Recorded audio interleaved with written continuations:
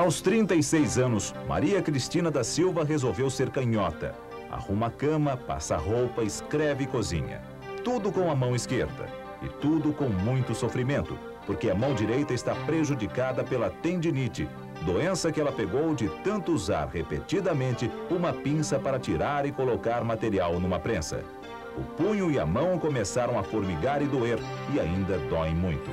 Mas o que doeu mesmo foi a incompreensão da empresa onde ela trabalhava como auxiliar de produção. Foi um momento muito difícil. Foi difícil porque eles não admitiam que eu tinha pego a tendinite trabalhando na máquina, na prensa, né? Diziam que era de tombo, que eu caí quando criança e não foi bem curado. Vai fazer um ano que Maria Cristina foi afastada do emprego. Em casa, recebe a ajuda da filha e as duas vivem com os R$ 240 do auxílio-doença. Maria Cristina faz fisioterapia diariamente, mas enfrenta uma doença séria que mexeu com seu destino. Mudou muito a sua vida? Mudou, mudou muito. Espera um pouco. Engasgou. Pensar que esse é um problema irreversível te emociona, te deixa triste? É, só de pensar que isso... eu fico triste, né? Maria Cristina, trabalhadora, mais uma vítima de acidente de trabalho e da falta de prevenção.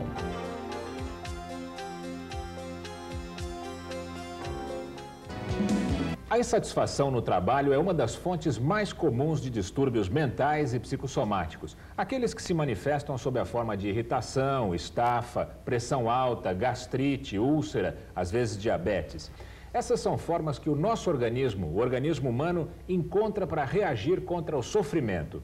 Para falar sobre essas questões, nós trouxemos hoje aqui ao estúdio do Linha Viva o psiquiatra e pesquisador Luiz Henrique Borges, da Fundacentro de Vitória, no Espírito Santo. Luiz Henrique, bom dia. Como é que essas doenças surgem na vida do trabalhador? Essas doenças, elas decorrem principalmente assim, da insatisfação que o trabalhador tem frente ao trabalho que ele realiza, né? E uma insatisfação que pode ser tanto daquilo que ele está fazendo, quanto das condições que ele tem para realizar aquele trabalho. Que tipo de insatisfação é essa? É com salário, ou é com tarefas repetitivas, ou é com outras preocupações?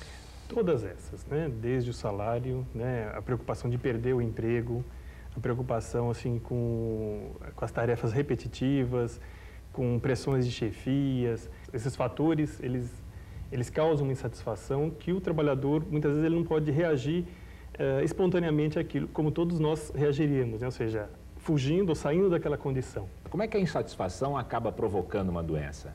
Na verdade, assim, existe um conflito, né, dentro do indivíduo, porque ele tem que se sujeitar a condições que não são o natural dele, né? E quanto mais ele segura, ele vai aguentando, né, o organismo ele vai como se descompensando, né?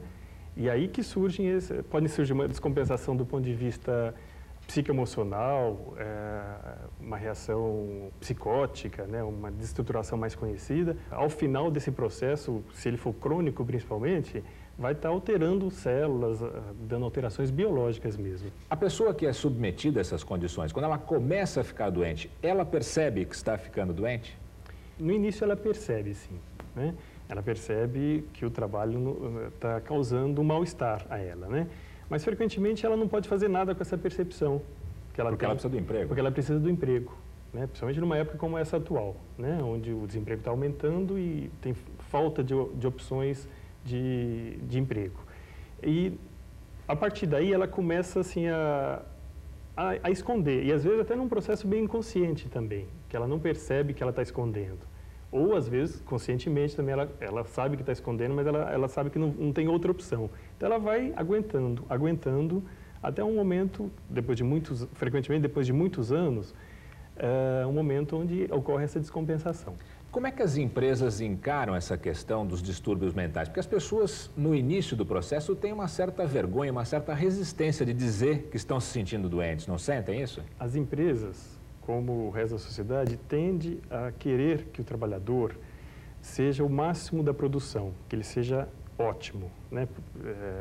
Produza bem e na melhor qualidade. E aí o que acontece? Ela acaba estimulando que as pessoas escondam isso também, né? Porque na medida que elas expressem isso, elas vão se sentir inferiorizadas em relação aos outros, né? Agora, isso não é só uma questão subjetiva dele se sentir assim, mas é uma questão objetiva. As empresas selecionam os indivíduos que são mais aptos, né, aqueles que produzem mais. Então, o trabalhador reage dessa maneira. Como é que se pode não resolver, mas diminuir esse tipo de problemas no ambiente de uma fábrica? Eu acredito que a única forma possível é poder valorizar o trabalhador, valorizar o que ele sente, e as empresas também poderem perceber que se o trabalhador também está mais contente, está mais satisfeito, ele pode estar produzindo melhor. E uma satisfação e um contentamento verdadeiro, né? Então, assim, se as empresas puderem estar se abrindo à participação dos trabalhadores de uma maneira sincera, né? Porque frequentemente tem esses programas de participação, mas que os trabalhadores não acreditam, não confiam na empresa, nessa abertura da empresa. Agora, eu acho que esse é o caminho para as empresas poderem lidar com isso. Tá bem, muito obrigado, Luiz Henrique. Nós agradecemos a participação aqui no estúdio do Linha Viva hoje do psiquiatra e pesquisador Luiz Henrique Borges, da Fundacentro de Vitória.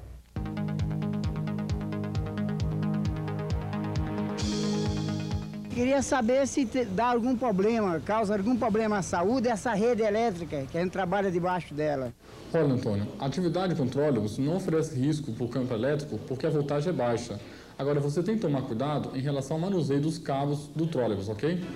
O amianto é uma fibra mineral que provoca câncer no pulmão quando inalada. Por isso, o amianto está sendo banido do primeiro mundo. Aqui no Brasil, o amianto é usado na fabricação de telhas e caixas d'água, mas já começa a ser retirado das lonas e das pastilhas de freios. Os fabricantes garantem que o produto é seguro, só não explicam por que o amianto está sendo proibido lá fora. O asbesto, conhecido comercialmente como amianto, é uma fibra mineral natural, com grande resistência e aderência ao cimento e a plásticos. No Brasil, a única mina autorizada a explorar o amianto é a de Canabrava, em Minasul, Goiás. Ela funciona desde 1967. No ano passado, vendeu 115 mil toneladas no mercado interno e exportou 77 mil toneladas. Essa mina é um exemplo do uso controlado do amianto.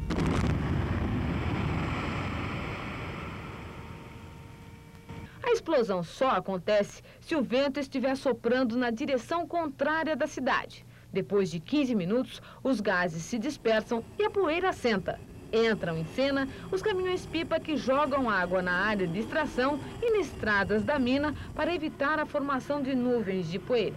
Todo esse trabalho é mecanizado. Os caminhões levam as rochas até os britadores. Essas máquinas gigantes reduzem o tamanho das pedras.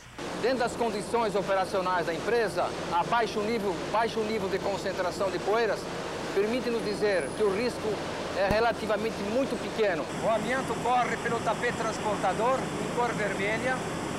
É um material concentrado, semi-acabado. O amarelo corresponde ao controle de poluição, colocando todos os equipamentos sob pressão negativa, de tal maneira que não há fuga de poeiras para o exterior.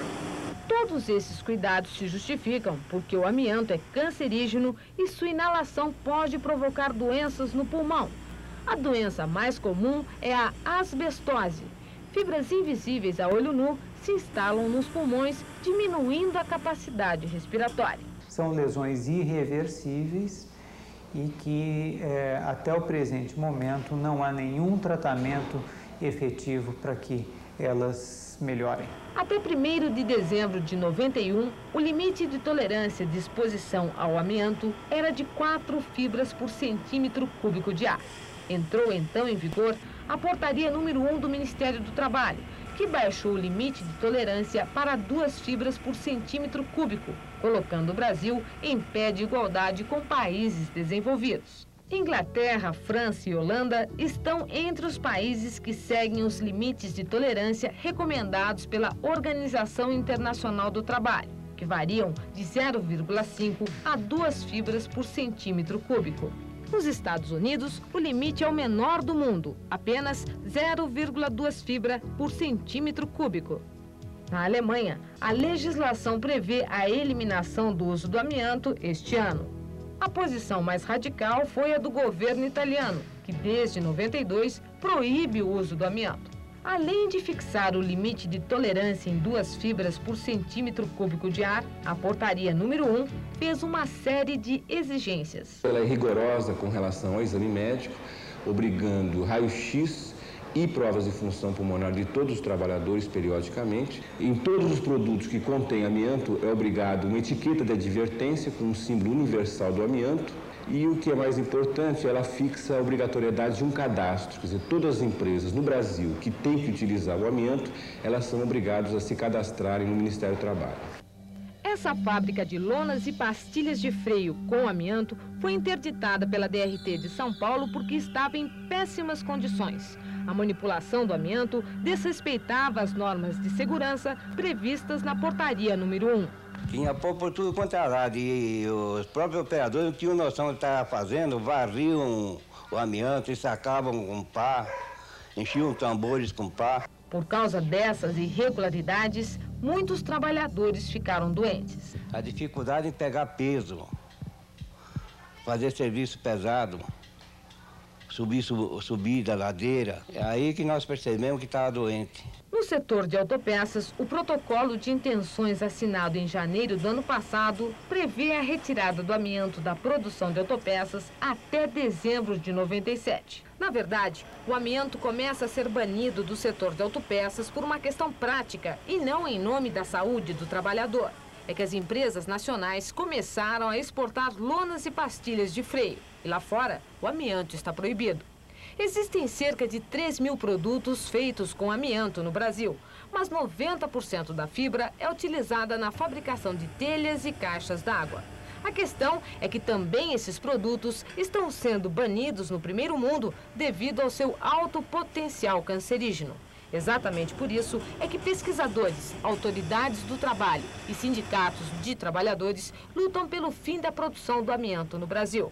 Faltam instalações adequadas, exames médicos que sigam padrões exigidos pela Organização Internacional do Trabalho, não há controle da exposição à poeira, as medidas individuais e coletivas são extremamente incipientes. Nós temos que substituir de imediato este mineral cancerígeno, porque nós já temos também dentro do Brasil materiais alternativos que comprovadamente oferecem menos riscos para os trabalhadores. A posição é pela substituição gradativa até a eliminação total desses tipos de produtos. Não houve desemprego onde foi substituído o amianto. E não haverá desemprego. Estamos absolutamente convencidos disso. O que haverá serão empregos com melhor qualidade. Para o acordo do amianto entrar em vigor no setor de autopeça, basta tão somente que o ministro do Trabalho assine o que já foi acordado entre trabalhadores e empresários. Isso deverá ocorrer muito brevemente, porque o ministro do Trabalho está esclarecido acerca do risco que o amianto representa, risco para a saúde e para a vida dos trabalhadores. Nos laboratórios da Fundacentro, a química Cristiane Barbeiro Lima está iniciando a investigação de uma terrível utilização do amianto.